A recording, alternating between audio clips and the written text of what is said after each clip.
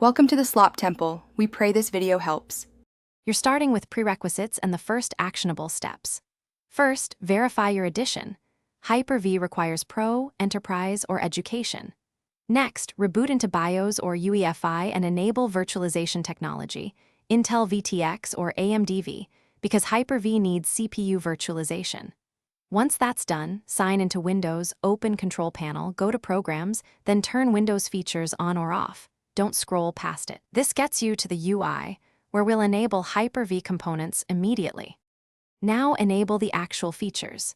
In the Windows Features dialog, check Hyper-V, Hyper-V Management Tools, and Hyper-V Platform. Those three items add the hypervisor, management console, and runtime. If you prefer CLI, run DISM or PowerShell with the Microsoft Hyper-V feature to avoid the GUI. This is faster for scripting. After installation, Windows will prompt for a restart. Do it. Once back, make sure the VM Management Service, VMMS, is running.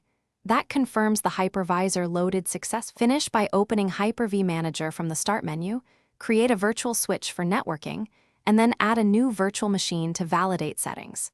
If you don't see Hyper-V or the manager, double-check your Windows edition and group policy settings that can hide features.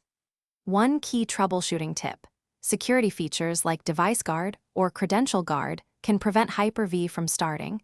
Disable them if needed and reboot. Make sure virtualization is still enabled in BIOS after any firmware or security changes. Thanks for watching. Consider subscribing if we helped you.